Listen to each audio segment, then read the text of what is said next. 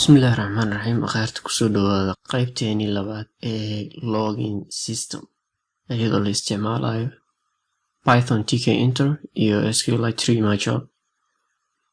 Qaybteena hore waxaan kusoo sameynay shaashadan aan ujeedin.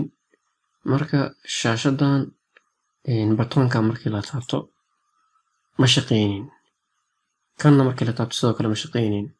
Laakiin waxaan rabnaa marka hore sida markii aan galnay oo usoo qorayay marka hore login, markii create account la taabto usoo qorayay create.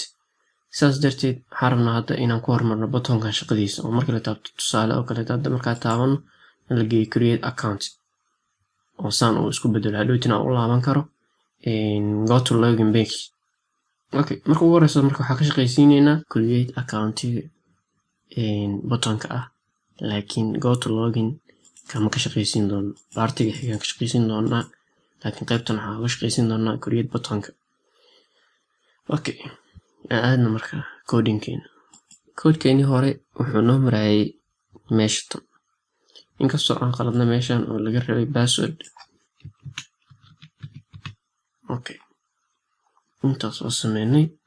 Next waxay noo ah oo aan sameyn doonaa waxaa waaye in aan soo koobiyeysanno intaan.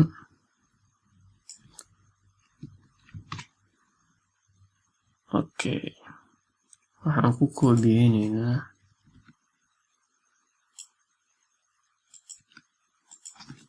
intaan ayaan ku koobiyeyn doonaa. Okay, waxaan u bixin doonaa kan, waxaan leenahay create account aan soo gaabinana. Intaana waxaan leenahay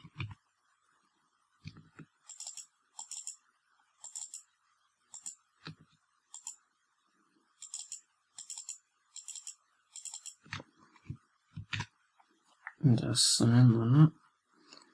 Haddaa la yaaban tahay sida aan intaba karsarka uga saaray, waxaa waaye waxaan la qabtay alt haddaa la qabatid oo double click dhahayd waa sameyn kartaa. Okay, variablekana text variableka waxaan ka dhigi doonaa n_user iyo n_password. intaan iska tirno. Okay, waxay noo xigo inaan bedelno meeshan ay ku qoran tahay login oo aan ku bedelno aan dhahno create account. Okay, create account meesha ku qoran tahay aan ku qorno go to login.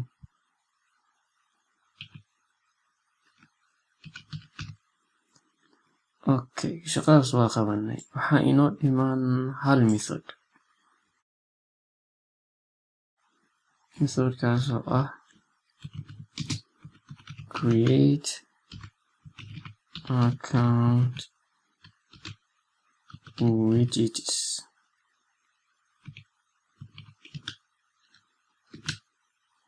Okay,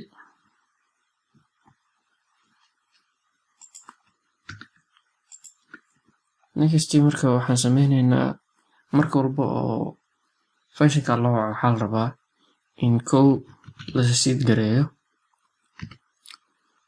entry koowaad oo ah username entry. Marka waxaan reset gareynaynaa text variableka oo ah n_username. waxaan leenahay .set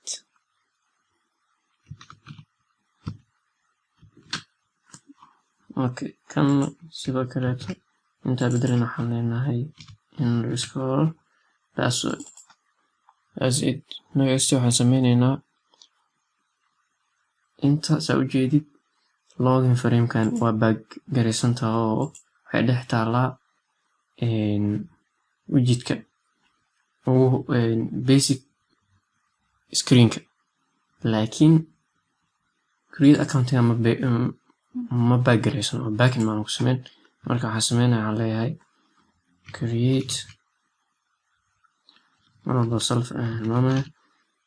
self dot create account frameka dot back ayaan leeyahay.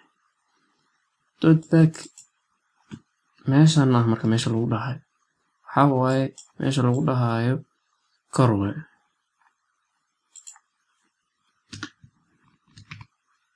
Okay, waxaa ka horeeya markii kan la baagareeyo waxaa la rabaa in la tiro midaan si loo tiraa marka tan oo soo koobiyeynaysa waxaa la sameynaysaa inta markaa dhigtid waxaa leedahay dot back forget. Okay, taas waa qabanay. Next waxaan sameynaynaa kan textigiisana la bedelaa markii la taabto butaanka create-ka. Headkan waa la bedelayaa textigiisa waxaan laga dhigayaa meeshan headka ah loginka ay ku qoran tahay create account ayaan ka dhigaynaa.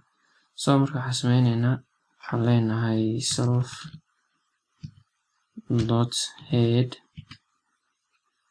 Okay, waxaan leenahay waxaan u dhiibaynaa text textiga headka ayaa la bedelayaa.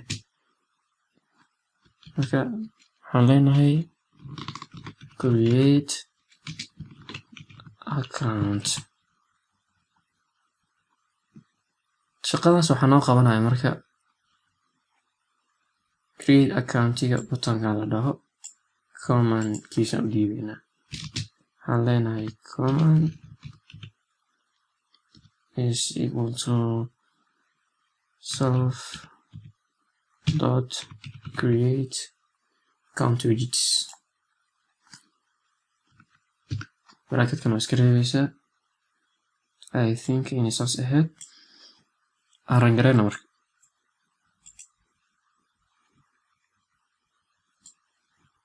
Saa u jeedid hadda haddii aan inta ka laabto si fiican fiiri. Create account markaa dhaho waa isbedeli create account inta kusoo qormatay. Usernamekii iyo xidhan sidii waaye. Username cusub markii la sameynayo loogu talagalay framekan. Haddii aan dhaho create account ma shaqeynayso loginkana ma shaqeynayso. Marka waxaan u baahanahay inaan ka shaqeysiiyo go to loginkan. Kana dhowti waxaa waa shaqada wuxuu qaban doonaa database-ka buttonkan. Laakiin kan waxaa laga rabaa inuu u laabto qaybtiisii hore. Marka sidaas ogeyd part 3 ayaan ku sameyn doonaa buttonkan shaqadiisa. Qaybteenii labaad ee login systemka iyadoo la isticmaalayo tkinter iyo SQLite 3 intaas ayay nooga eg tahay.